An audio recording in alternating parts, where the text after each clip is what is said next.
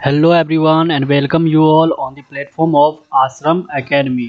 Friends, आज के इस वीडियो में हम लोग सेट थ्योरी करने वाले हैं मैथ का। ठीक है, ये जो है मैथ का आप लोग air force navy NDA math crash course देखने वाले हैं, जिसमें कि आज जो है पहला लेक्चर है डे 1 आश्रम एकेडमी की तरफ से set theory in one shot. एक शॉट यानी कि एक वीडियो में पूरा सेट थ्योरी खत्म। जितना भी कॉन्सेप्ट है वो पूरा करवाऊंगा, साथ साथ उसके साथ प्रैक्टिस भी क्वेश्चन करवाने वाला हूँ। ठीक है, अगर आप लोगों को पीडीएफ चाहिए तो पीडीएफ के लिए आश्रम एकेडमी टेलीग्राम चैनल को ज्वाइन कर ले। ठीक है, तो चलिए हम लोग शुरू करते हैं अपना सेट थ्योरी।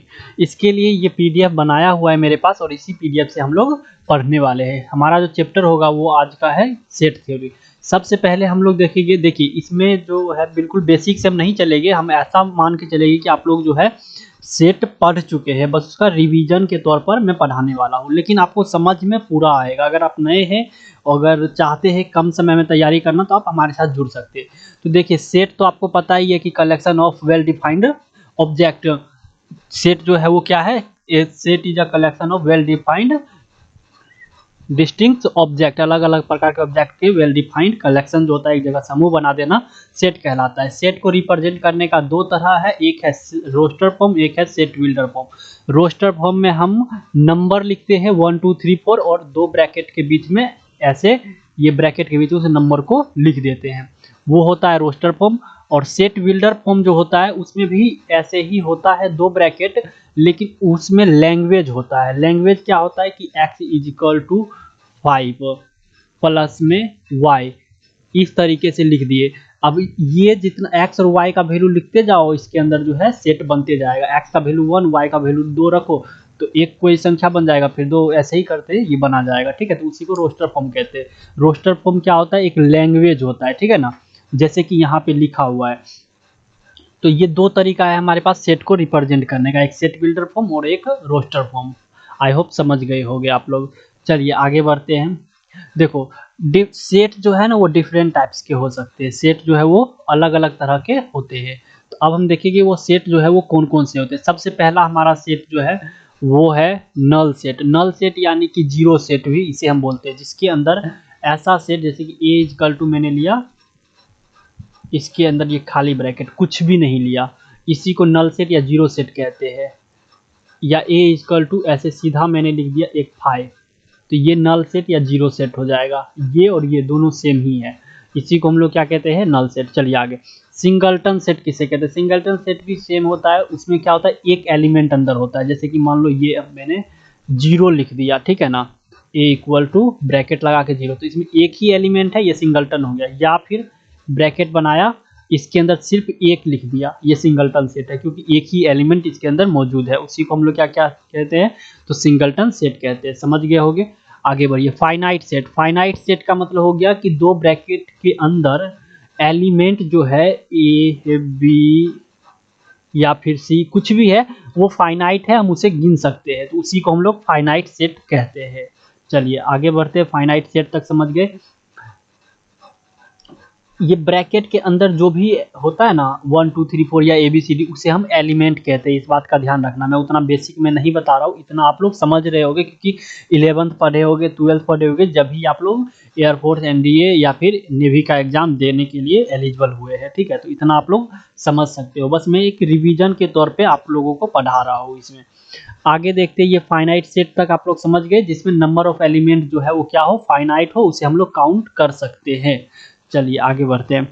अगला है हमारे पास इनफाइनाइट सेट। इनफाइनाइट सेट क्या होता है? तो इनफाइनाइट सेट में होता है कि ब्रैकेट के बीच में नंबर ऑफ एलिमेंट 1 2 3 4 कुछ भी है, उसे हम लोग गिन नहीं सकते, वो इनफाइनाइट तक चला गया। जैसे कि अ सेट, एक सेट है जिसमें कि x जो है वो बराबर है n के, x सच दैट x ऐसे लिख दिया, x equal to n where n is belongs to natural number. तो अब देखिए ये वाला जो सेट है, ये सेट क्या हो गया? इनफाइनाइट सेट हो गया। कैसे? x जो है वो किसके बराबर है? तो n के बराबर, और n क्या है? तो n जो है वो नेचुरल नंबर है। तो नेचुरल नंबर क्या हो सकता है? 1 भी हो सकता है, 2 भी हो सकता है, 3 भी हो सकता है, 4 भी हो सकता है, और ऐसे करते करते करते करते ये इनफाइनाइट तक चला जाएगा और इसे हम लोग गिन नहीं सकते हैं। तो ये इनफाइनाइट सेट हो गया। ठीक है, तो एक इनफाइनाइट सेट का मैंने आप लोगों को एग्जांपल भी दे दिया। तो यहाँ पे एग्जांपल भी दिया हुआ है नेचुरल नंबर और इंटीजर नंबर, ठीक है। चलिए आगे बढ़ते हैं, उससे पहले इसे मिटा लूँगा मैं। आइए,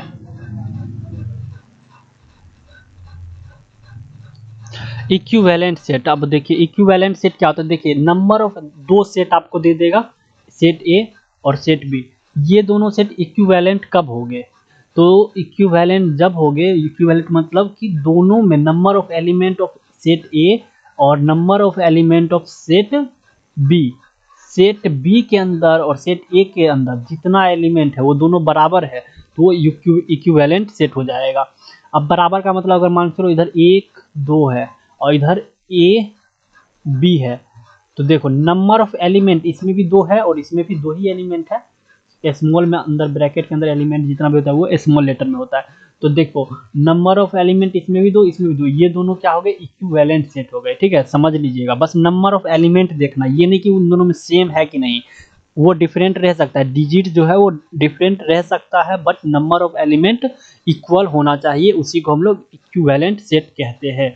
अब अगला है हमारे पास, वो है इक्वल सेट। तो इक्वल सेट किसे कहते हैं, देखिए इक्वल सेट्स किसे कहते हैं, तो इक्वल सेट्स कहते हैं जिसमें नंबर ऑफ एलिमेंट सेम हो। मान लीजिए सेट ए है ये और एक सेट हमारे पास बी है, number of element set A, number of set element set B, दोनों बराबर होना चाहिए और साथ ही साथ दोनों में सेम होना चाहिए। अगर इसमें ए है और बी है और इसमें क्या है, इसमें भी ए है और इस बी है, तो देखिए number of element 2, number of element 2, और इसमें ए बी और इसमें भी क्या है, मान लीजिए इधर बी है इधर ए है, बी ए है और इसमें भी ए बी है, मतलब दोनों में एलिमेंट भी सेम है और नंबर ऑफ एलिमेंट भी सेम है। इसका मतलब ये क्या हो गया, इक्वल सेट हो गया। अगर इसी में रहता ऐसे, एक में रहता 1 2 और इधर वाले में रहता ए बी, तो ये जो है ना, ये दोनों इक्वल सेट नहीं होते, ये दोनों इक्वल सेट नहीं होते। ये दोनों कौन सा सेट होते, इक्विवेलेंट सेट हो जाते। इक्विवेलेंट सेट में बस नंबर ऑफ एलिमेंट देखा जाता है और इक्वल सेट में नंबर ऑफ एलिमेंट के साथ साथ सेम डिजिट भी होना चाहिए। आई होप समझ गए होंगे। चलिए हम इसको मिटाते हैं, पहले रब कर देता हूं मैं। आप लोग अगर चाहो तो फटाफट लिख सकते हो, नहीं तो मैं इसका पीडीएफ आप लोगों को, मैंने जैसा कि बताया हमारे आश्रम एकेडमी टेलीग्राम चैनल का लिंक आपको डिस्क्रिप्शन में मिल जाएगा, जाकर के आप लोग देख सकते हो। तो इक्विवेलेंट सेट समझ में आ गया, इक्वल सेट समझ में आ गया, ठीक है। जैसे कि इक्विवेलेंट सेट का देखिए एग्जांपल दिया है, A B C D E F तक दिया हुआ है, 1 3 5 7 9 ये दिया हुआ है और यहाँ पे ये दिया हुआ है। देखो एलिमेंट अलग अलग है, but number of element A और number of element of B दोनों क्या है, बराबर है। गिन सकते हो 1 2 3 4 5, इसमें भी 1 2 3 4 5, तो इन दोनों में नंबर ऑफ एलिमेंट सेम है। यहाँ पे देखो ए और बी, इसमें 1 3 4 और 3 1 4, नंबर ऑफ एलिमेंट ए में और बी में सेम है और साथ ही साथ डिजिट भी सेम है, 1 3 4 और देखो 3 1 4 सेम एलिमेंट है। इसका मतलब ये लोग इक्वल सेट है। चलिए अगला बढ़ते हम लोग। अब हमारा है, अभी तक तो सेट देख लिए, 6 तरह का सेट देखे। अब 7वां नंबर का सेट देखिए, 7वां सब सेट। सब सेट किसे कहते हैं, तो सब सेट बड़ा इजी है। कोई हमारे पास सेट ए है, ठीक है, कोई सेट है हमारे पास ए, इसमें कोई एलिमेंट है, और एक सेट है हमारे पास ये बी, ठीक है, इसमें है 1 2 3 4 और ये 5 एलिमेंट है इसके अंदर सेट ए में। और सेट बी में क्या है हमारे पास, 1 2 और ये 3 एलिमेंट है ऐसे। तो अब देखिए ये जो सेट बी वाला जो एलिमेंट है वो सारा का सारा एलिमेंट किस में है, सेट ए में है। और सेट ए में बी वाला तो एलिमेंट है ही, उसके साथ साथ कौन सा एलिमेंट है, इस बी वाला तो है ही, उसके साथ साथ कुछ एक्स्ट्रा भी है ए के पास। इसका मतलब ये हुआ कि सेट बी जो है, set B is subset of A. B जो है वो क्या है, सबसेट है किसका, तो ए का। Let A and B two set, if every element of A is an element of B, then A is called subset of B. A और B दो सेट है, अगर A का सारा एलिमेंट सेट B में है तो A जो है वो सबसेट हो गया किसका, B का। यहाँ पे भी वही हो रहा है, B का सारा एलिमेंट A में है, इसका मतलब B जो है सबसेट हो गया किसका, तो ए का। आई होप समझ रहे होगे आप लोग कि क्या हुआ यहाँ पे। चलिए आगे बढ़ते हैं और इसको एक बार और मैं थोड़ा समझा देता हूँ आप लोगों को कि सबसेट, नंबर ऑफ सबसेट कैसे फाइंड करते हैं। ठीक है, ये क्योंकि पूछ लिया जाता है एग्जाम में और क्वेश्चन आएगा भी इससे, इसीलिए एक बार और इसे यहाँ पे मैं बताना चाहूँगा आप लोगों को। देखिए एक सेट है हमारे पास, ठीक, और एक सेट है बी, ठीक। अगर बी का सारा एलिमेंट, बी सेट में जितना भी एलिमेंट है वो सब का सब एलिमेंट हमको ए में मिल जाता है, तो बी जो है वो सबसेट हो जाएगा ए का। समझ गए। अगर ऐसा नहीं होता है, ए का ही सारा एलिमेंट हमको बी में मिल जाता है, तो ए किसका सबसेट हो जाएगा, बी का। समझ गए। चलिए अब नंबर ऑफ सबसेट कैसे फाइंड करेंगे, तो वो देख लीजिए। नंबर ऑफ सबसेट फाइंड करने का तरीका है 2 to the power n। क्या हो जाएगा, 2 to the power n, ठीक। इससे हम लोग नंबर ऑफ एलिमेंट और नंबर ऑफ सबसेट फाइंड कर सकते हैं किसी भी चीज का, कितना भी, ठीक है ना। The total number of subset of a finite set counting an element is 2 to the power 9। अब देखिए इसको मैं समझाना चाहूँगा एक बार और आप लोगों को फिर से, कैसे क्या हुआ। देखिए अगर हमें कोई सेट ए दे दिया, 1 2 3 4 5 ऐसे दे दिया हमें, ठीक है, ये 1 है। अब हमें कहता है कि इसका कितना सबसेट हो सकता है, तो देखो इसका जो है ये मैंने लिख दिया 2 सिर्फ, तो ये जो है इसका सबसेट है ए का, बी, सी लिया मैंने एक, उसमें सिर्फ लिख दिया 4। अब देखिए ये सी भी इसका सबसेट है, यानी कि ए का सबसेट एक तो ये हो गया, एक ये हो गया, 2 हो गया। अच्छा चलिए डी में लिखता हूँ, एक डी, और उसमें लिख दिया 3 4, तो ये भी सबसेट हो गया इसका।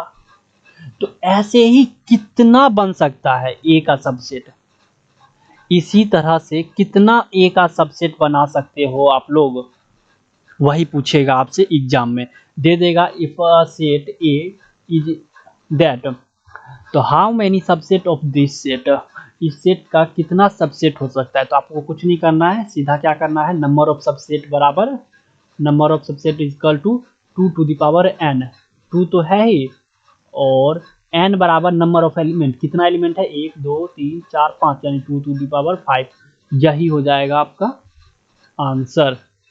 ठीक है, समझ गए नंबर ऑफ सबसेट फाइंड करने का, ठीक है, तो यही क्या हो जाएगा, आंसर हो जाएगा। चलिए सुपर सेट क्या होता है, अब इससे समझते। देखिए जैसे यहाँ पर मैं बता रहा था आपको कि एक सेट है ए, उसमें कुछ एलिमेंट है, और एक सेट है बी, इसमें भी कुछ एलिमेंट है। अगर बी का सारा एलिमेंट सेट ए के अंदर है, तो बी जो है वो सबसेट है ए का, ठीक है। मान लो ए के अंदर 1 2 और ये 3 एलिमेंट है, और सेट बी में सिर्फ एक ही है, तो अब देखिए बी जो है, बी इज सबसेट ऑफ ए हो गया ना, B is subset of A, ठीक है। लेकिन ए बी का क्या है, अगर बी ए का, बी जो है ए का बेटा है, तो ए बी का कौन हुआ, पिता हुआ, रिलेशन दोनों तरफ से ना बनता है।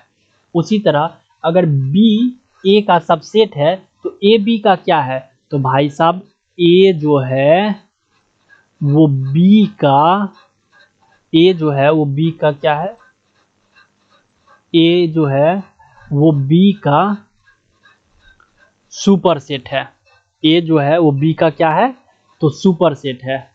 समझ में आ गया होगा आप लोगों को, A is a superset of B, A is a superset of B, A क्या है बी का, तो सुपर सेट है। यहाँ पे देख सकते हो, इतना समझ में आ गया होगा। अगर बी का सारा एलिमेंट ए में हम लोगों को मिल जाता था, तो बी जो था वो सबसेट हो जाता था ए का। उसी तरह अगर ए का सारा एलिमेंट हमको बी में मिल जाता है, तो वो भी हो जाता था ए सबसेट ऑफ बी। लेकिन उल्टा अगर करें तो बी ए का कौन हुआ, तो वो हो जाएगा हमारा सुपर सेट। आई होप आप लोगों को क्लियर हो गया होगा। चलिए अब प्रॉपर सबसेट देखते हैं। प्रॉपर सबसेट भी सिंपल ही होता है। जैसे कि देखो, एक सेट था हमारे पास, ए हम लिए थे कोई सेट, उसमें 1 2 3 ये है। अब इसका जो है सबसेट क्या क्या हो सकता है, तो इसका सबसेट हो सकता है एक वाला, इसका सबसेट हो सकता है ये, इसका सबसेट हो सकता है ये, इसका सबसेट और हो सकता है ये, इसका सबसेट और हो सकता है 1 3, और इसका सबसेट और भी क्या हो सकता है, तो 2 3 ये हो सकता है। ठीक है, इतना ही ना हो सकता है कि और भी कुछ एक्स्ट्रा नहीं ना होगा। तो 1 2 3 4 5 6 और एक ये भी हो सकता है, 1 2 और ये 3 लिख कर के ये पूरा 1 2 3 4 5 और एक ये देखो 6 1 7, और भी कुछ बन सकता है इसका सेट। 1 अकेला, 2 अकेला, 3 अकेला, 1 2 1 3, फिर 2 3, ठीक है, फिर 1 2 3, कितना हुआ टोटल 1 2 3 4 5, और ये लगा करके 6, और नीचे वाला ये 7, और इसका एक ये 5 नल। ये भी इसमें एक भी एलिमेंट नहीं है, तो इसमें भी हम मान सकते हैं हम एक भी एलिमेंट नहीं, तो ये भी इसका सबसेट हो गया। तो टोटल जो सबसेट है ए का वो कितना बना, 1 2 3 4 5 6 और ये लगा के 7 और ये लगा के 8, टोटल 8 बना। देखो फॉर्मूला से आता है या नहीं 8, 2 to the power n formula होता है, यानी कि 2 पर पावर 1 2 3, 3 एलिमेंट डाले तो अब 2 पर पावर 3 यानी कि 8। देखो 1 2 3 4 5 6 7 और ये 8, यानी कि हमारा सबसेट सही है। अब प्रॉपर सबसेट क्या कहता है कि भाई साहब प्रॉपर होना चाहिए, बराबर नहीं होना चाहिए, एकदम पूरा मायने में वो जो है सबसेट होना चाहिए। लेकिन यहाँ पर ये वाला जो हमारे पास एक आता है, ये तो प्रॉपर नहीं है। ये तो देखो, ये तो इक्वल सेट हो जाएगा, 1 2 3 1 2 3 हो जाएगा कि नहीं हो जाएगा। तो प्रॉपर सेट कहता है इस इक्वल को हटा दो, प्रॉपर होना चाहिए, थोड़ा सा भी गलत सलत वाला बात नहीं होना चाहिए, एकदम प्रॉपर होना चाहिए। तो इसीलिए हम इसको क्या कर देंगे, साइड कर देंगे। तो 1 2 3 4 5 6 और ये लगा के 7, तो प्रॉपर सबसेट इसका क्या हो गया, ये 7 हो गया। तो आई होप आप लोग समझ गए होंगे। तो मैं बता दूं आप लोगों को अब फॉर्मूला कि प्रॉपर सबसेट निकालने का क्या फॉर्मूला है। आपको क्वेश्चन कैसा दिया जाएगा, आपको क्वेश्चन ये दे देगा सेट इतना और पूछेगा इसका प्रॉपर सबसेट बताओ। तो आप लोगों को कुछ नहीं करना है, number of proper subset equal to 2 to the power n और माइनस में 1। अब देखो मैं इसका प्रॉपर सबसेट फाइंड करके बताता हूँ। 2 पर पावर 1 2 3 एलिमेंट है तो 3, अब माइनस 1, 2 पर पावर 3 यानी कि 8 और माइनस का 1 बराबर 7। देखो अभी हम निकाले थे तब भी 7 आया, अभी भी फॉर्मूला से भी 7 आया। तो इसी फॉर्मूला को आपको याद रखना है, 2 to the power n minus 1 वाले को। आई होप आप लोग समझ गए होंगे। अब चलिए यूनिवर्सल सेट के बारे में हम लोग अब कुछ जान लेते हैं, यूनिवर्सल सेट किसे कहते हैं।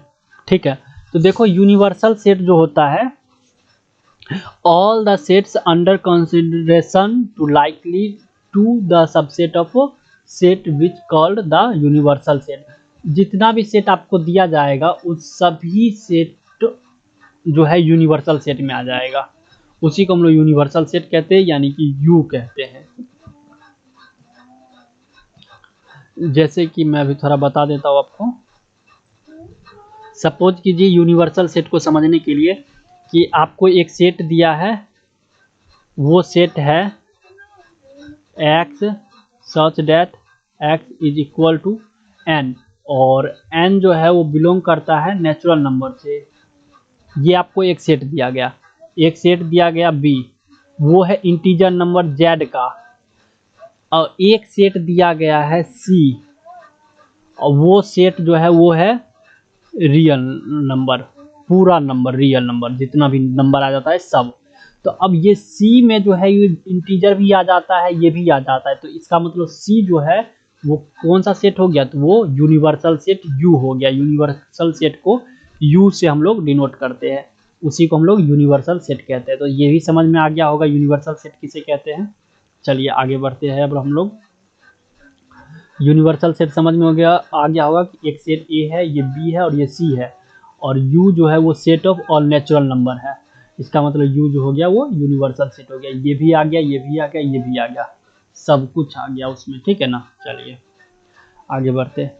पावर सेट किसे कहते हैं? देखो पावर सेट किसे कहते हैं, जैसे कि मैं आप लोगों को बताया था कि एक सेट था, उसमें कुछ एलिमेंट था 1 2 और ये 3 था ना। अब इसका सबसेट टोटल कितना बना था? तो 8 बना था, 8 बना था ना। कौन कौन सा? तो एक सिंगल वाला, फिर एक में 2, एक में 3 और एक में 4। ओ सॉरी 4 कह रहा हूँ, 4 तो है ही नहीं हमारे पास।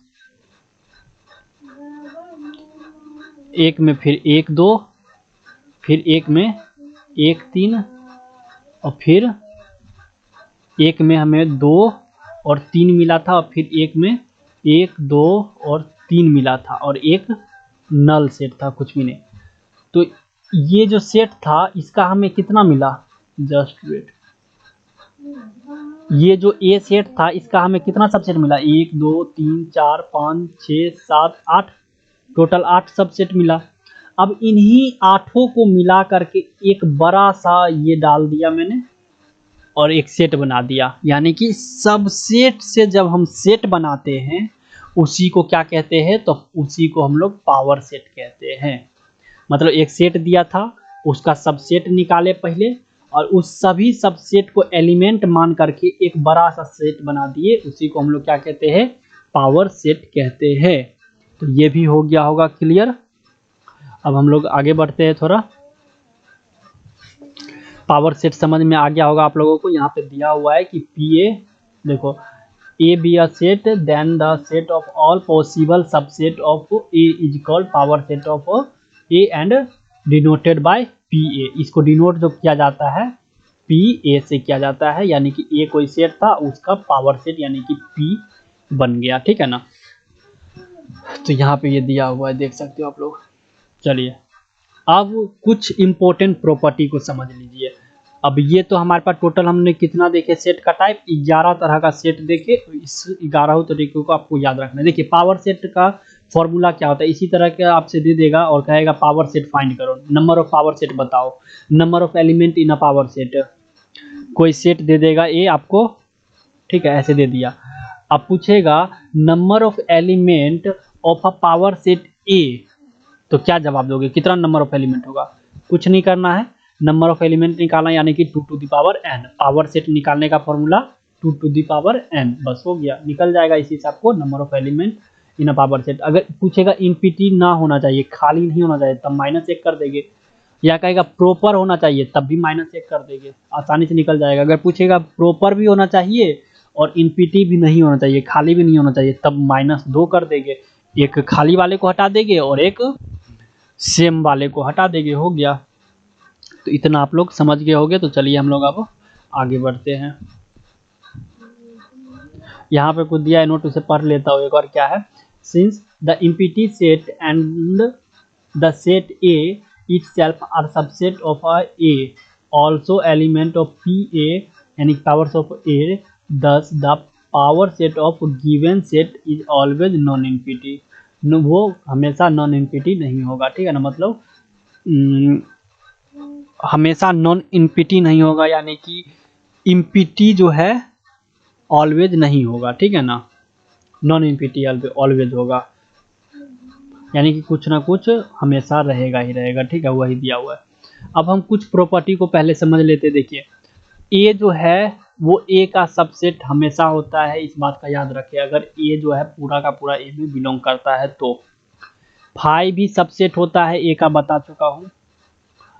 लेकिन प्रॉपर रहेगा तब ये गलत हो जाएगा, A is a not proper set of A, ठीक है ना। अगर सिर्फ सेट है तब चलेगा, सिर्फ सबसेट है तो चलेगा, लेकिन proper subset A is not a proper subset of A, ठीक है। हाँ चलिए आगे देखते हैं हम लोग। फाइव वाला बता दिया मैंने आपको। A is a subset of U if all A in U. U जो है यहाँ पे यूनिवर्सल सेट है, ठीक है ना। ए जो है वो सबसेट होगा यूनिवर्सल सेट का, कब? जब सभी एलिमेंट ए का बिलोंग करता हो किसमें? यू में, यूनिवर्सल सेट में, तब।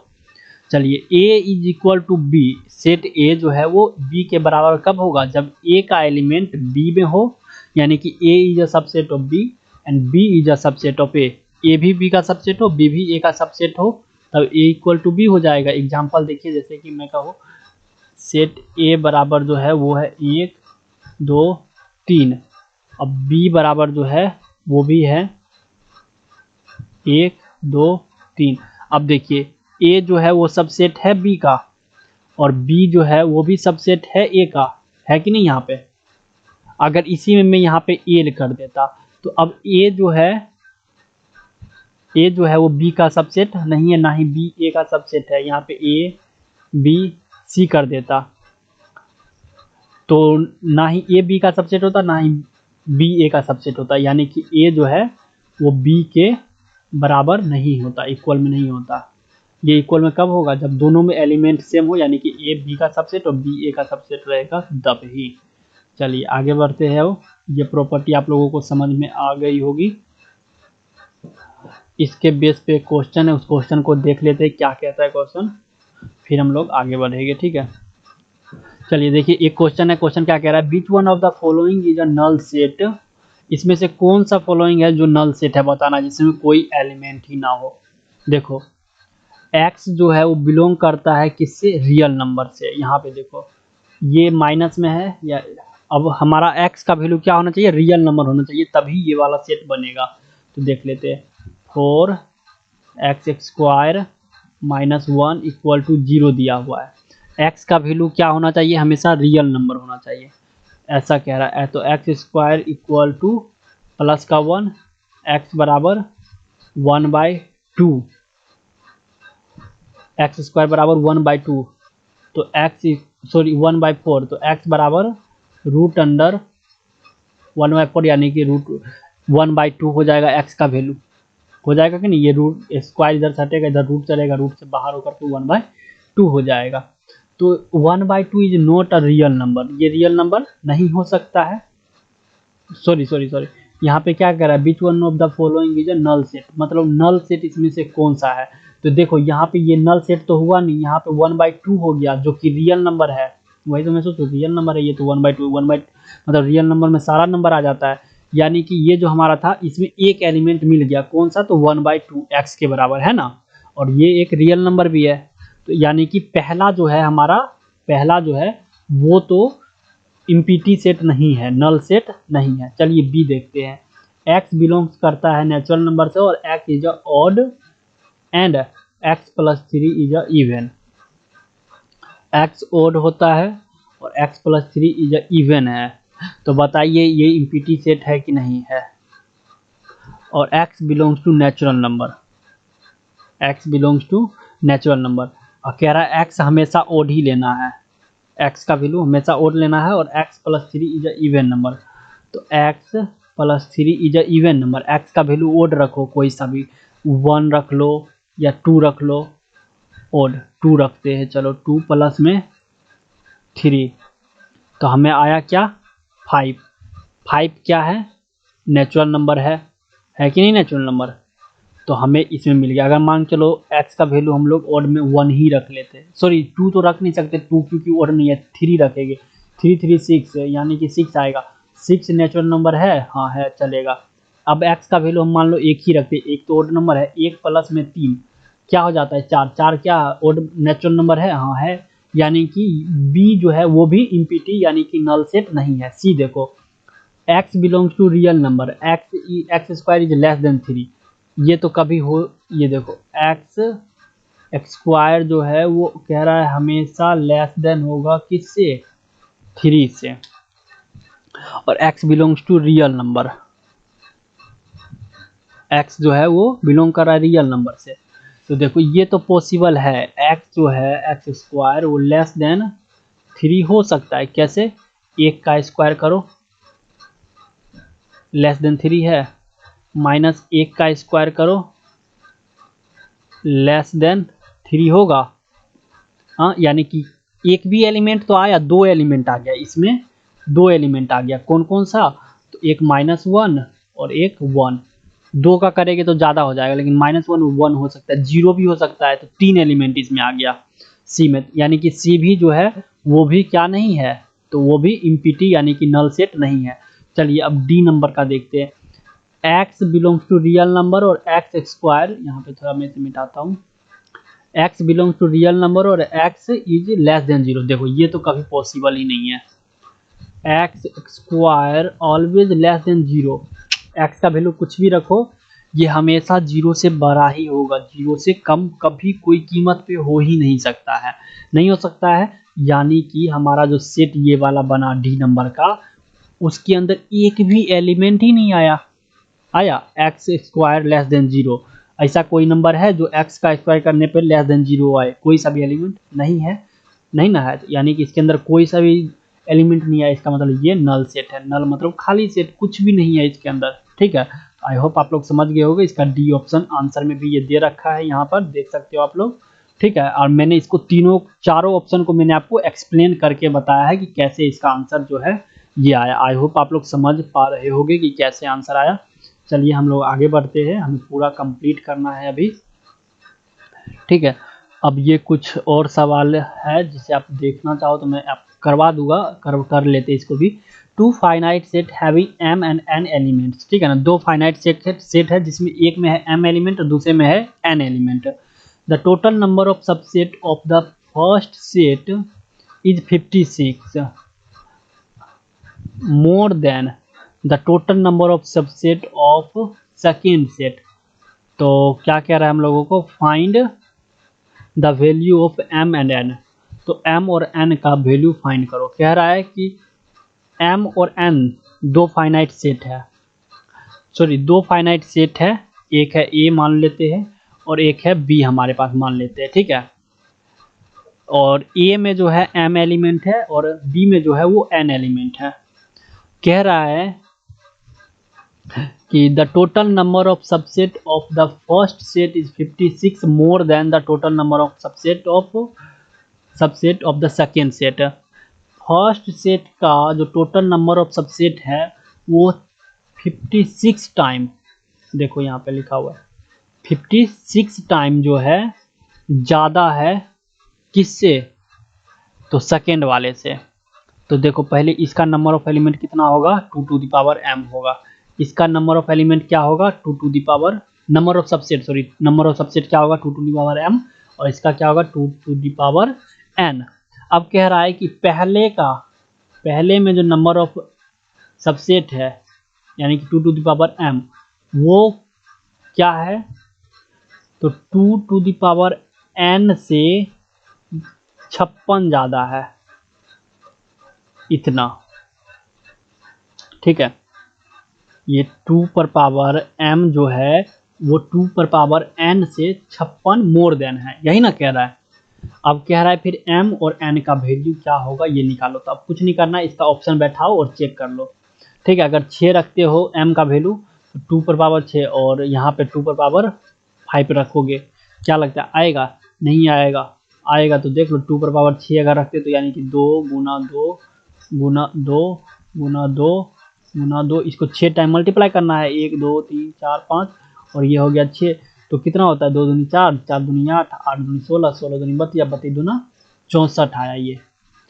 और इधर कितना आएगा, 5 टाइम रखना है, 32, 32 प्लस में 56 बराबर आया, नहीं आया, यानी कि पहला ऑप्शन गलत। अब दूसरा रखते हैं तो पहले में तो 64 आ गया 6 रखने पे, इधर कितना आएगा तो 2 पर पावर 3, 2 पर पावर यानी 3 बार मल्टीप्लाई, इतना बार 2 दूनी 4, 4 दूनी 8, तो 8 प्लस में 56 ये हो गया 64, ये बराबर आ गया 64 64, यानी कि बी ऑप्शन इसका राइट है।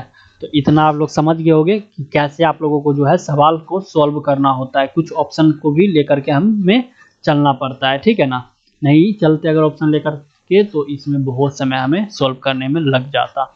चलिए एक और सवाल यहाँ पे दिया हुआ है, उसे भी मैं देख ही लेता हूँ। The number of proper subset of a set is इतना, नंबर ऑफ प्रॉपर सबसेट बताना है। इसमें सेट ए दिया हुआ है एक आपको, इसमें नंबर ऑफ प्रॉपर सबसेट क्या होगा। तो देखो नंबर ऑफ प्रॉपर सबसेट का मैंने फॉर्मूला बताया था 2 पर पावर n माइनस 1, 2 पर पावर कितना एलिमेंट 1 2 3 तो 3 और माइनस 1, 2 पर पावर 3 का क्या होता है 2 दूनी 4 दूनी 8 -1 बराबर क्या हो गया 7। 7 is the right option, option number C. चलिए इतना आप लोगों को क्लियर हो गया होगा। अब हम लोग आगे चलते हैं। देखिए तो यहाँ तक आप लोगों को मैंने बता दिया सेट कितने तरह का होता है, ठीक है, और सेट का कुछ प्रॉपर्टी बता दिया। अब हम लोग बीन डायग्राम के बारे में पढ़ेंगे, ठीक है ना। बीन डायग्राम के सहारे भी बहुत सारा क्वेश्चन सॉल्व होता है और पूछे भी जाते हैं इसके बेस पे क्वेश्चन। वीडियो तो कुछ लंबा हो रहा है। अच्छा कितना टाइम हो गया, आधा घंटा का वीडियो अब तक बन चुका है। और देखिए अभी मैं रात के कितने बजे वीडियो बना रहा हूँ, तो देख सकते हो आप लोग 10:06 पे, और ये वीडियो सुबह सुबह अपलोड हो जाएगा आप लोगों के सामने, ठीक है। चलिए बीन डायग्राम देख लेते हैं। बीन डायग्राम के बारे में, बीन डायग्राम के सहारे हम लोग बहुत सारा क्वेश्चन को सॉल्व करते हैं। बीन डायग्राम में क्या होता है मैं एक बार बता दूं आप लोगों को। Venn diagram are used to express the relation among the set. सेट के बीच में रिलेशन को बतलाने के लिए हम लोग बीन डायग्राम का यूज करते हैं कि सेट में क्या रिलेशन है। बीन डायग्राम में कुछ नहीं होता, एक बड़ा सा डब्बा हुआ, ये यूनिवर्सल सेट होता है। इसमें मतलब कि जितना भी सेट है सबका ये मैन सेट है, और इसके अंदर अलग अलग तरह से सेट, एक ये रखा हुआ है, एक ये रखा हुआ है, एक ऐसे रखा हुआ है, एक इससे अलग रखा हुआ है, तो रखा रहता है, ठीक है ना। तो उसी को हम लोग रिलेशन बताते हैं, इन दोनों में क्या रिलेशन है, इन दोनों में क्या रिलेशन है, तो उसी को दर्शाने के लिए बीन डायग्राम का यूज किया जाता है। The universal set U is represented by a rectangle. Universal set को ये रेक्टेंगल के जरिए दर्शाया जाता है। और it's subset are represent by the close curve, यानी कि सर्कल के रूप में इसके सबसेट को हम लोग डिनोट करते हैं। तो समझ में आ गया होगा बीन डायग्राम क्या होता है। बीन डायग्राम का यूज सेट के बीच में रिलेशन एक्सप्रेस करने के लिए इसका यूज होता है। यूनिवर्सल सेट जो होता है उसे रेक्टेंगल के रूप में रखते हैं, और सबसेट जो होता है उसे हम लोग एक सर्कल के रूप में रखते हैं, ठीक है। चलिए अब ऑपरेशन क्या क्या होता है देख लीजिए। ऑपरेशन ऑन सेट, और ये एक रिवीजन क्लास है वन शॉट में, तो थोड़ा मैं इसे फास्ट लेके चल रहा हूँ क्योंकि एक क्लास में हमें पूरा खत्म करना है सेट का कॉन्सेप्ट, और साथ ही साथ क्वेश्चन प्रैक्टिस भी करना है। अभी तक मैंने आप लोगों को जो करवाया उसका क्वेश्चन प्रैक्टिस करवा दिया, फिर जो करवाऊंगा उसका क्वेश्चन प्रैक्टिस करवा दूंगा, ठीक है। चलिए ऑपरेशन हम क्या क्या करते हैं बीन डायग्राम में। सबसे पहले आप लोगों को फाइंड करने के लिए मिलेगा यूनियन ऑफ टू सेट। दो सेट का यूनियन निकालने के लिए कह देगा, एक सेट दे देगा और एक बी सेट दे देगा। ए सेट में दे देगा 1 2 3 ये एलिमेंट, बी सेट में दे देगा 2 3 4 5 ये एलिमेंट। कहेगा ए यूनियन बी निकालो, तो ए यूनियन बी को ऐसे डिनोट करते हैं ए यू बी से। इसका मतलब हो गया ए यूनियन बी, ठीक है ना, यूनियन ऑफ टू सेट। इसको कैसे अब हम लिखेंगे, तो इसको कुछ नहीं लिखना होता है, जितना एलिमेंट ए में है और जितना एलिमेंट बी में है उस सब को एक जगह करके लिख दो। तो ए में क्या क्या है 1 2 3 है, बी में क्या क्या है 2 3 4 5 है। तो देखो 2 3 तो पहले से लिखा है, 2 3 तो बात बराबर है, दोबारा लिखने का कोई जरूरत नहीं है। तो अब जो नहीं है वो लिख दो 4 और 5, यही हो गया यूनियन सेट। यानी कि जो सेम सेम है वो एक ही बार रहेगा, ये नहीं कि दोबारा दोबारा। बस इसे और इसे दोनों को क्या कर देंगे मिला करके एक ही जगह आप लोगों को लिख देना है, ठीक है। और साथ ही साथ इधर वाला जो है और इधर वाला जो है दोनों में जो सेम है वो एक ही बार रहेगा, ये नहीं कि दो दो बार लिख दोगे। तो इसी को कहते हैं यूनियन सेट। आई होप आप लोग समझ रहे होंगे कि यूनियन सेट किसे कहते हैं, ठीक है। तो यूनियन सेट हो गया यही। आगे देख लेते हैं हम लोग। यूनियन सेट आप लोग समझ गए यूनियन सेट किसे कहते हैं। अब सेकंड है intersection of two set. Intersection of two set कैसे डिनोट करते हैं देखो। और हाँ मैं यूनियन सेट का डायग्राम दिखा दूँ, ये देखो ये है यूनियन सेट का डायग्राम। एक सेट ये था और एक सेट ये वाला था, ठीक है ना। दोनों का यूनियन किया यानी कि मिला दिया, इसका एलिमेंट दोनों को मिला दिया। और ये बीच वाला जो कॉमन था उसे भी एक ही बार लिखा है, ना कि दो दो बार, ठीक है ना। तो ये यूनियन सेट का डायग्राम हो गया। इंटरसेक्शन सेट क्या होता है। इंटरसेक्शन होता है आपको एक सेट ए दिया एक सेट बी दिया, सेट ए में 1 2 और ये 3 एलिमेंट है, और सेट बी में जो है वो है 2 3 और ये 4 एलिमेंट है, ठीक है। तो ये कहता है कि इंटरसेक्ट कर लो, यानी कि ए इंटरसेक्ट जो है वो यूनियन का उल्टा करना होता है, यू को उल्टा करके लिख देना, इसका मतलब हो गया इंटरसेक्ट बी। यानी कि ए में से बी, ए और बी में से इंटरसेक्शन कर लो, यानी कि जो दोनों में सेम है उसे लिख दो। ए और बी में जो सेम है ना उसे लिख दो। तो देखो ए में क्या है 1 2 3 और इसमें क्या है 2 3 4, दोनों में सेम क्या है तो 2 और 3, तो 2 और 3 यही इंटरसेक्शन हो गया। देख सकते हो एक सेट ए है, ये सेट बी है, हमें किसी से मतलब नहीं है, जो इसमें और इसमें सेम है ये वाला हिस्सा दोनों में है, इसमें भी है और इसी दोनों ए में भी और बी में भी है, इसी को निकाल लिए और इसी को कहते हैं इंटरसेक्शन ऑफ टू सेट। ऐसे 1 2 3 4 एलिमेंट था, इसमें 2 3 था और 4 था, तो इन दोनों में सेम क्या क्या था तो 2 और 3, 2 और 3, तो ये 2 और 3 को मैंने यहाँ लिख दिया, यानी कि A intersection of B equal to 2 और 3, इसी को हम इंटरसेक्शन ऑफ सेट कहते हैं। ठीक है, चलिए हम लोग अब आगे बढ़ते हैं। इंटरसेक्शन ऑफ सेट हो गया, अब डिसजॉइंट ऑफ सेट समझते हैं। डिसजॉइंट का क्या मतलब होता है? डिसजॉइंट का मतलब होता है एक सेट ए है हमारे पास और एक सेट ये बी है, ए में है 1 2 और ये 3 एलिमेंट, और सेट बी में जो है उसमें है 4 5 एलिमेंट, ये 4 और 5। अब देखो ए और बी में एक भी एलिमेंट सेम है नहीं है, यानी कि ए और बी जो है वो डिसजॉइंट है। यानी कि डिसजॉइंट का लिखने का तरीका ए और इंटरसेक्शन बी, अगर फाई आ जाए ए और बी में सेम सेम जब निकालते हैं, इंटरसेक्शन का मतलब होता है सेम सेम वाला, तो ए इंटरसेक्शन बी फाई आ गया, इसका मतलब ए एंड बी जो है वो डिसजॉइंट सेट है। कौन सा सेट है? डिसजॉइंट सेट है, क्योंकि देखो 1 2 3 और इसमें 4 5 है, दोनों में सेम एक भी है नहीं है, फाई है, इसका मतलब ए और बी डिसजॉइंट सेट है। डायग्राम देख सकते हो, ये रहा ए का, ये रहा बी का, दोनों में कुछ मिल ही नहीं रहा है, ये इससे अलग है ये इससे अलग है, यानी कि दोनों का दोनों क्या है? डिसजॉइंट है, यानी कि जुड़े हुए नहीं है, अलग अलग है। देख सकते हो आप लोग इमेज में भी, यहाँ पे दोनों अलग अलग है और यहाँ पर देखो दोनों एक साथ जुड़े हुए, थोड़ा ना थोड़ा जुड़े हुए है ही, यहाँ पे भी थोड़ा ना थोड़ा जुड़े हुए है ही। तो जब जुड़े नहीं रहेंगे तो उसे डिसजॉइंट सेट कहते हैं। ठीक है, यहाँ पे एग्जांपल दिया हुआ है, मैंने आपको एग्जांपल लिख करके ही समझा दिया है। ठीक है, तो उतना देखने का कोई जरूरत नहीं है हम लोगों को। चलिए आगे बढ़ते हैं हम लोग। अब देखिए डिसजॉइंट के बाद डिफरेंस ऑफ टू सेट, दो सेट का डिफरेंस कैसे निकालते हैं? डिफरेंस कुछ भी नहीं होता है, एक सेट ए है हमारे पास और एक सेट बी है, ए में सेम वही हम लेंगे एग्जांपल 1 2 ये 3 एलिमेंट है, और बी में भी हमारे पास क्या है 2 3 4 और 5 ये एलिमेंट है। अगर कहेगा ए डिफरेंस बी निकालो, क्या कहेगा? ए डिफरेंस मतलब माइनस होता है, ए माइनस बी करो, तो कैसे निकालोगे? कुछ नहीं करना है, ए में से बी को घटा लो। कैसे घटाएंगे? देखो सेम सेम एलिमेंट को हटा दो, 1 2 3 है, इसमें 2 3 4 है, तो देखो सेम क्या मिल रहा है, दोनों में ये और ये सेम मिल रहा है, यानी कि ए में से ये सेम वाला एलिमेंट को हटा दिए तो ए डिफरेंस बी निकल गया। अगर इसी में कहता हमको बी डिफरेंस ए निकालो, बी माइनस बी में से ए को डिफरेंस करो यानी कि घटाओ, तो कैसे निकालते? देखो बी और ए में जो सेम है, बी में से अब हटाना है ए को, तो बी में जो सेम एलिमेंट है वो 2 3 है, तो इसे हटा दो, इसे क्या कर दो? हटा दो, तो यहाँ पे बच जाएगा 4 और 5, तो यही हो गया ए डिफरेंस बी और बी डिफरेंस ए।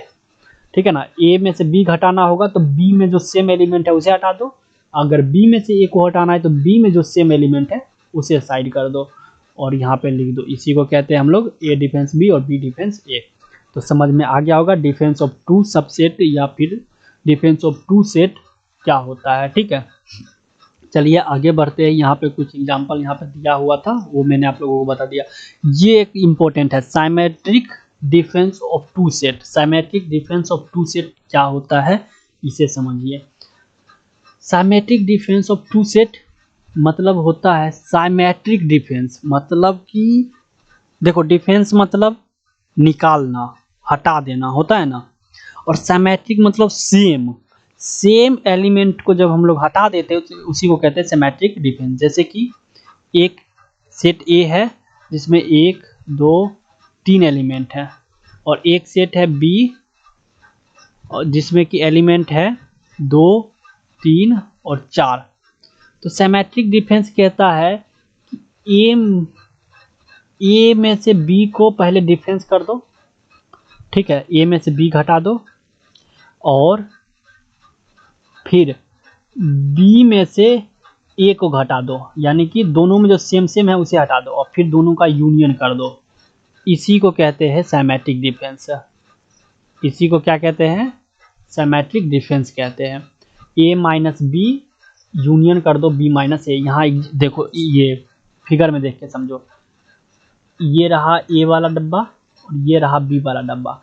कहता है पहले ए में से अपना बी को ये साइड कर दो, फिर इस बी में से अपने ए को भी साइड कर लो, इधर से हटा लो, ठीक। तो ए में इतना एलिमेंट बचा, यहाँ पे मैं कलर चेंज करता हूँ थोड़ा। अब ए में जो है इतना एलिमेंट बचा, इतना, और बी में भी इतना एलिमेंट बचा, और ये बीच वाला डब्बा हो गया, ये यहाँ पे ये बीच वाला डब्बा जो है ये हो गया भाई साहब खाली। ये डब्बा क्या हो गया? बीच में खाली, ठीक है। अब इधर बचा है इतना और इधर बचा है इतना, ठीक है ना। दोनों में से जो सेम था उसे साइड कर दिए और इसे दोनों को मिला दिए। इसी को कहते हैं symmetric difference of two set, यानी कि ये ए था, ये बी था। ए में से पहले बी वाले को हटा दिए, जो सेम था हटा दिए, तो ए में से बी को हटाएंगे तो हमारे पास क्या बच जाएगा? ये और ये दोनों मिल रहा है, यानी कि सिर्फ एक बच जाएगा। अब फिर यूनियन कर दो, बी में से ए को घटा करके, बी में से ए को घटाएंगे तो ये वाला जो एलिमेंट है ये हट जाएगा, बी में से बचेगा क्या? तो सिर्फ 4 बच गया, 4। अब इन दोनों का यूनियन कर दो, इन दोनों का यूनियन करेंगे तो हमारे पास 1 और 4 आएगा। तो ये 1 और 4 जो है वो क्या है? तो वही है हमारे पास क्या? Symmetric difference. सिमेट्रिक डिफरेंस को कैसे डिनोट करते हैं? तो ए डेल्टा बी से, इसी को कहते हैं सिमेट्रिक डिफरेंस। ए सिमेट्रिक डिफरेंस बी बराबर क्या आया? ए सिमेट्रिक डिफरेंस बी बराबर 1 और 4 आया, ठीक है। सिमेट्रिक डिफरेंस याद रखना, ए डेल्टा बी, इससे डिनोट करते हैं, इसका मतलब हुआ सिमेट्रिक डिफरेंस। चलिए आगे बढ़ते हैं हम लोग। तो ये था कुछ बीन डायग्राम के ऊपर जो आपको सॉल्व करने के लिए क्वेश्चन मिलता है। अब हम इस पे एक दो सवाल को देखते हैं, ठीक है। यहाँ पे कुछ सवाल दिया हुआ है, आप लोग चाहो तो सॉल्व कर सकते हैं। यहाँ पे a shadow reason in this given figure represent which value of set. इतना देखो, ये जो शैडो वैल्यू दे रखा है, शैडो यहाँ पे मैं बना देता हूँ ऐसा कुछ इस बॉक्स में। ये वाला रीजन को भर रखा है और ये वाला रीजन को भर रखा है, और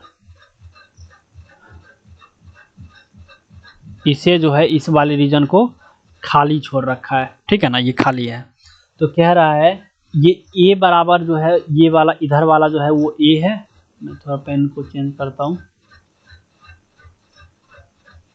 ये वाला जो है वो ए है और ये वाला जो है वो बी है, ठीक है। अब कह रहा है ए बराबर इतना है, बी बराबर इतना है, तो ये जो इमेज है ये इन सब में से किसे दर्शा रहा है?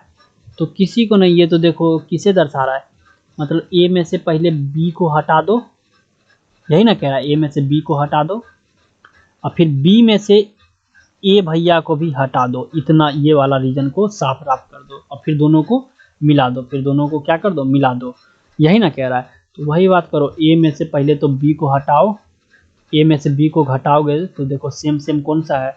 18 36, 18 36, बस 2 ही मिल रहा है, यानी कि ए में से बी को अगर हटाओगे तो 9 आएगा और 27 बचेगा। चलो अब फिर बी में से ए को हटा दो, बी में से ए को हटाओगे तो क्या बचेगा? ये रहा बी, ए को हटाओ, इसमें 18 36 को हटाएंगे तो 54 और 72 बचेगा। क्या बचेगा? 54 और 72। अब फिर जाके इधर वाला को दिया है मिला, तो इसको और इसको 2 मिला तो बचेगा हमारे पास 9 27, 54 और 72। अब मैच कर लो ऑप्शन में, कौन सा ऑप्शन है? 9, 18, 36, 72। ये 9, 18, 18 नहीं है, 9, 27, 54, 72, 9, 27, 54, 72, यानी कि डी ऑप्शन जो है इसका राइट ऑप्शन है। तो समझ में आ गया होगा कि ये कैसे हुआ। ठीक है, ए में से ये इमेज क्या बता रहा है, ये बीच में जो सेम वाला है, मतलब पहले देखो इधर वाला ए इधर वाला बी है, तो बी में से ये ए को इधर साइड कर लिए और ए में से बी को इधर साइड कर लिए, और जो ये वाला रीजन ये वाला बचा इन दोनों को मिला दिए, वही वाला था। ये सिमेट्रिक डिफरेंस का क्वेश्चन था। सिमेट्रिक डिफरेंस जो अभी मैंने आप लोगों को समझाया है वही वाला सेम टू सेम।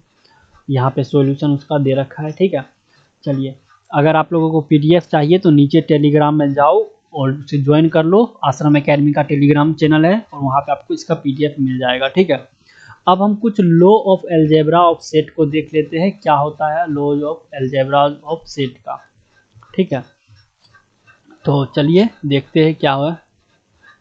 तो देखिए law of algebra of set जो है, सबसे पहला ये सब लॉ उतना कोई काम का नहीं है कि A union A equal to A होता है, सब जानता है। ए इंटरसेक्शन ए करेंगे, मतलब ए में से ए को ही छांटेंगे तो ए ही बचेगा, सेम सेम इंटरसेक्शन करेंगे।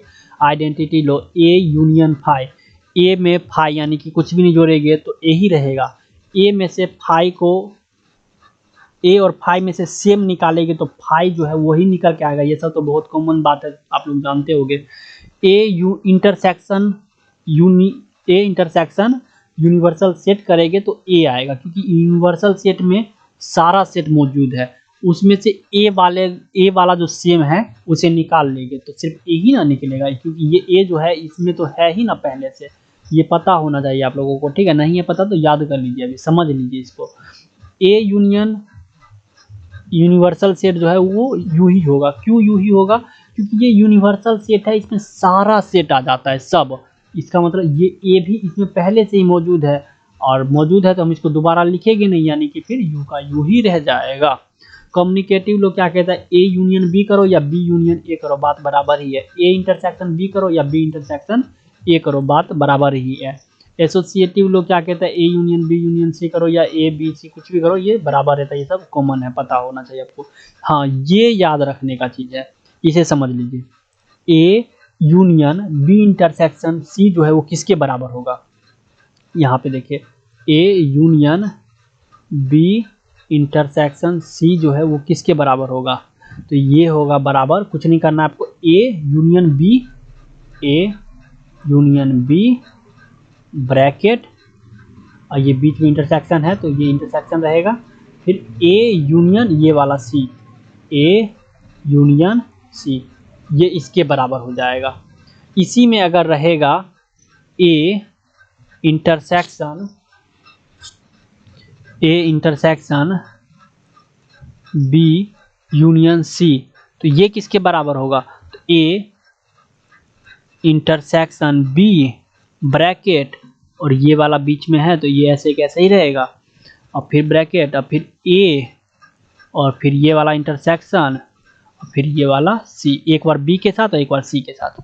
इसका ये आंसर हो जाएगा। इसी प्रकार से कोई सा भी रहेगा तो आप लोग कर सकते हो। ठीक है, तो देखिए यहाँ पे वही चीज़ यहाँ पे दिया हुआ है, ये समझा दिया मैंने। A intersection B union C है तो ए इंटरसेक्शन बी, फिर ये बीच में ये यूनियन है तो ये यूनियन हो गया, ए यूनियन सी यहाँ लिखा गया। ठीक है, अब कुछ डी मॉर्गन्स लॉ का जो है वो देख लीजिए, ए बी सी के बीच में। ये जो है ना आपको थोड़ा याद करना पड़ेगा, इसको भी मैं समझाने की कोशिश करूंगा कि आप लोग समझ जाओ। ए यूनियन बी का डैश, इसे कहते हैं डैश यानी कॉम्प्लीमेंट, यानी कि इसका मतलब होता है कि अगर कोई यूनियन सेट आपको दिया हुआ है, ठीक है ना, नेचुरल नंबर का, और ए सेट दिया हुआ है आपको किसका? तो प्राइम नंबर का।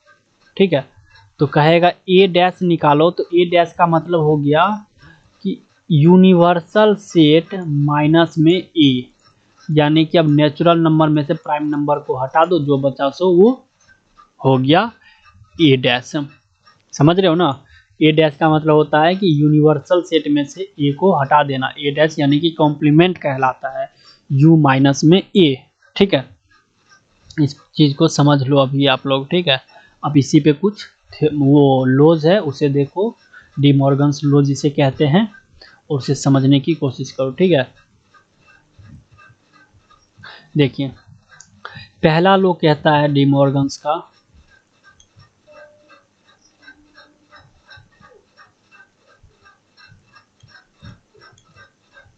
पहला लॉ क्या कहता है कि ए यूनियन बी डैश जो है ए डैश इंटरसेक्शन बी डैश के बराबर होता है। ए यूनियन बी डैश जो है वो ए डैश इंटरसेक्शन बी डैश के बराबर होता है। ए इंटरसेक्शन बी का होल डैश ए डैश यूनियन बी डैश के बराबर होता है। समझिएगा, ए यूनियन बी का डैश अगर निकालना है आपको तो कुछ नहीं करना है, ए का डैश करो, बी का डैश करो। यहाँ पे देखो यूनियन है तो यहाँ पे इंटरसेक्शन लगा दो, ठीक है। अगर ए इंटरसेक्शन बी का डैश निकालना है तो कुछ मत करो, ए का डैश लिखो, बी का डैश लिखो, यहाँ पे इंटरसेक्शन है तो यहाँ पे यूनियन लगा दो, हो गया ये। अब तीसरा है ए माइनस बी इंटरसेक्शन सी क्या होगा, किसके बराबर, कुछ नहीं करना है, जैसे पहले बताते उसी प्रकार ए माइनस बी करो, बीच में देखो ये नीचे मुंह है ना माइनस वाले में, तो इसको ऊपर कर दो, फिर ए माइनस सी कर दो, हो गया बराबर। ये वाला भी समझ गए। ये देखो सेम इसी प्रकार है, ए माइनस, अब यहाँ पे ये बी और ये इंटरसेक्शन के बजाय यूनियन अगर कर दूँ और सी लिखूँ तो इसका क्या होगा, आप लोग खुद कमेंट कर सकते हो। ए माइनस में बी और फिर यहाँ पे यूनियन है तो यहाँ पे इंटरसेक्शन करना पड़ेगा, और ए माइनस में सी हो गया, यही आंसर। तो यहाँ पे ये दूसरा नंबर में जो दिया हुआ है ये वाला वही है। फिर उसी प्रकार ए माइनस बी निकालने के लिए कहेगा तो ए इंटरसेक्शन बी डैश और या फिर बी डैश माइनस ए डैश कर दो तो ए माइनस बी बराबर हो जाएगा। अब ये 3 माइनस में तो ए इंटरसेक्शन बी के ये बराबर होता है, ए माइनस बी बराबर ए इंटरसेक्शन बी होता है। ए माइनस बी बराबर बी माइनस ए कब होगा, जब ए और बी दोनों बराबर होगा। ए यूनियन बी बराबर ए इंटरसेक्शन बी कब होगा, जब ए इक्वल टू बी होगा, पहले भी बता चुका हूँ। A union A dash equal to U होता है और ए इंटरसेक्शन ए डैश बराबर 5 होता है। इस चीज़ को याद कर लो अभी, ठीक है। वीडियो तो कुछ ज़्यादा लंबा हो गया, अगर कोई बच्चा इसे शुरू से लास्ट तक देख रहा है तो प्लीज़ चैनल को लाइक, सब्सक्राइब और शेयर ज़रूर करना अपने दोस्तों के साथ, ठीक है। अब इस पे कुछ क्वेश्चन दिया हुआ है, ठीक। चलिए, वीडियो जो है वो 1 आवर का हो गया है, इसका मुझे सेकेंड पार्ट भी बनाना पड़ेगा क्योंकि कुछ और रूल्स जो है वो बचे हुए हैं, ठीक है ना। और उसके बाद कुछ क्वेश्चन भी करवाने हैं यहाँ पे, जैसे क्वेश्चन है मेरे पास बहुत सारा, यहाँ पे देख सकते हो आप लोग क्वेश्चन भी है, ये सारा क्वेश्चन भी मुझे करवाना है। तो इसके लिए मैं सेकेंड वीडियो लेक्चर लेके आऊँगा आपको, आपका सेट थ्योरी का, उसमें हम लोग इसे कंप्लीट कर लेंगे, ठीक है। ये वीडियो पार्ट 1 ही रह गया, इसमें अगला जो लेके आऊँगा वो 10 से 15 मिनट या 20 मिनट का होगा, उसमें ये वाला मैं फॉर्मूला आप लोगों को करवाऊँगा और बताऊँगा ये फॉर्मूला बना कैसे, ठीक है। क्योंकि वीडियो जो है कुछ ज़्यादा लेंदी हो गया, यानी कि बड़ा हो गया है। तो जो भी बच्चे देख रहे हो शुरू से लास्ट तक, चैनल को लाइक सब्सक्राइब कर दो और शेयर कर दो अपने दोस्तों के साथ। आज मैंने आपको लॉज ऑफ एंगल ऑफसेट तक बता दिया है और अगला वीडियो भी इसका पार्ट में डाल दूंगा, लेकिन वो अलग से वीडियो बना के डालूंगा, ठीक है, और आज ही डाल दूंगा, आप लोग देख सकते हो उसे भी। तो ये था सेट थ्योरी का पार्ट 1 और पार्ट 2 इसका जल्दी दे दूंगा, बस 10 से 15 मिनट का कुछ ही कॉन्सेप्ट और रह गया, उसमें मैं आप लोगों को क्वेश्चन प्रैक्टिस करवाऊंगा, ठीक है, क्वेश्चन प्रैक्टिस। चलिए, तब तक के लिए जय हिंद, गुड बाय। पढ़ते रहे और पेपर नज़दीक आ चुका है आप लोगों का। जय हिंद।